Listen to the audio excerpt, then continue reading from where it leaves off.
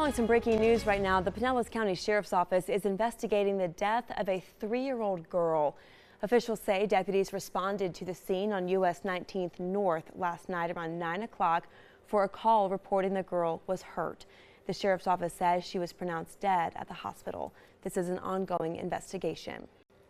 Well, tomorrow a funeral service will be held for the Pinellas County School Police Sergeant who died during a training exercise. Sergeant Greg Graff died last week after suffering a medical emergency at Clearwater High School. We're told he was participating in an emergency exercise earlier in the day. His funeral will be held at Countryside Christian Church. The doors to the service will open at 9 a.m. and the public is welcome to attend. Developing now, the State Department of Government Efficiency is targeting at least 3 of our local counties. Hillsborough, Pinellas, and Manatee will undergo some further auditing and on-site review. And on your sides, Beth Rousseau joining us live in Tampa with some of the work starting as early as this week. Good morning. Hey, good morning. So over in Pinellas County, they're expected to do that on-site visit on Thursday of this week. So that's when that whole process will get underway there. Governor DeSantis says that in many of these cases, the reason for these further reviews, further audits is because residents have come forward with their own concerns.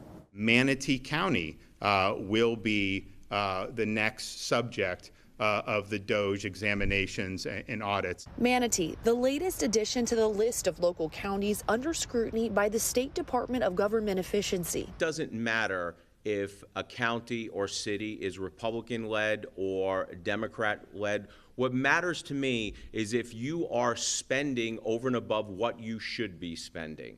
Letters to leaders in Hillsborough and Pinellas counties outline areas raising red flags, resulting in additional audits and reviews. In Hillsborough, it says rising property taxes have increased the county's spending through its general fund by more than $900 million since 2018, an increase of almost 70%. In Pinellas, the letter claims their general fund expenditures have jumped 43% since 2020. We're looking at the expanding budget. Where's the increase in spending? Where's the justification for that? How is that being done? And what's the basis or where are the pathways to put taxpayers first and give them a seat at the table? Governor DeSantis says the reviews in Hillsborough, Pinellas, and Manatee counties will look at data systems, physical properties, and personnel, areas where DOJ leaders believe there needs to be additional attention to spending, taxing, and management practices. So again, the timeline on how all of this is going to play out is expected to get underway in Pinellas County on Thursday. In Hillsborough County, it's expected to start those on-site visits on Monday. And then as far as Manatee County goes, we haven't heard the specifics about how it will play out there, but as we learn those, we'll bring them to you here on air and on the WFLA app. Well, listen to this. A Hudson father is behind bars accused of unloading a gun on his own son during a fight over moving out. Pasco County deputies say the man admitted he wanted to hurt his son. This was all caught on camera. News Channel 8's Georgia MacArthur joins us now live from the Pasco County Sheriff's Office. Now, Georgia, you spoke to that son today. Yes, Paula, I spoke to the son. Not only that, he showed us videos from inside and outside of his home that captured the shooting, even up to his father calmly confessing to deputies he shot his son. His son says he tried to remain calm, even with his father holding 2 guns over him. He never saw it coming. One shot here, bullet still in me, and then a shot here, bullets right here. Shot 7 times by the man who raised him. And playing Xbox, and my father walks right up to me and pulls out 2 guns and shoots me 7 times. You never think that it would be your own family member. Video from inside the family's living room shows the man's father approach him with a gun in each hand. I was scared and just trying to figure out how to calm him down and how to get out of the house or get away from him and live. Gregory Hannes says his dad, Timothy Snyder, was upset after Hannes tried to evict him from their home. I put an eviction notice on the door Wednesday, and during our conversation while he was holding the guns over me and I was kind of pleading for my life in a sense of way, He mentioned that he was thinking about it for 2 days. Hannes says he was able to dial 911 and stall, hoping help would arrive. I was thinking to myself to use like keywords and trigger words that the 911 operator would be able to pick up and hint on. When deputies arrived, the man's father confessed to shooting his son. What was your intent for that? To harm him? Yeah, well, it really wasn't much of an argument. I just, pulled the gun out and started shooting. While Hannes is left to recover, he says the wounds from that day will never heal. He's my dad. I'm not going to get to see him anymore either. And I think about my child. Like, she loves him. She's never going to get to see him.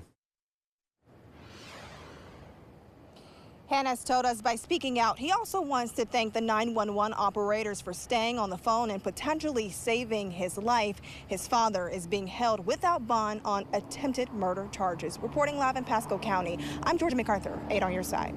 A major bust. The Hillsborough County Sheriff's Office says they have arrested a man dealing drugs across the Bay Area. Officials seized a large quantity of fentanyl, meth, and cash when they arrested the man at his Gibsonton home. News Channel 8's Jeff Patterson is at the Hillsborough County Sheriff's Office. He has that story for us tonight. Jeff. Good evening. The Hillsborough County Sheriff's Office says 47-year-old Lloyd Anton Blair is under arrest for selling drugs, but that's not the name people knew him by. The Sheriff's Office says he was hiding a number of secrets. Sheriff, show me your hands. This is the moment Hillsborough County Sheriff's deputies confronted Lloyd Anton Blair at his Gibsonton home. They say Blair had been living under the name of Eric Barnes. I would say that this suspect was just living a fake life. He had a fake name, he had a fake identity, and he also was using that business. He was washing cars. However, all the drug deals were happening there. Bring your hands out. The Sheriff's Office worked with the FBI and Homeland Security investigations in a months-long undercover operation to identify Blair, seizing 1 pound of fentanyl from his home, along with methamphetamine and $4,000 in cash. We're talking about very, very dangerous drugs. You only need 2 milligrams of fentanyl to it to be fatal. The Sheriff's Office says Blair is not from the United States and had been deported once, but re-entered this country illegally. The Sheriff's Office says he was using this auto repair business on Nebraska Avenue to sell drugs. But the owner of the business says he knew nothing about it. The guy used to come here and clean cars for me because I have an auto sales. He come, he works, he clean the cars, and that was it. The Sheriff's Office says if he is convicted, Blair now faces a minimum of 25 years in prison. Keith? Well, Jeff, has the Sheriff's Office identified anybody else who may be a part of this operation? The Sheriff's Office says this is an open and active investigation. In fact, they say that they have discovered information that Blair had ordered 12 pounds of marijuana and 3 pounds of methamphetamine from people in California, so they are now working this investigation on that end, too. All right, Jeff Patterson, live in Tampa. Thank you.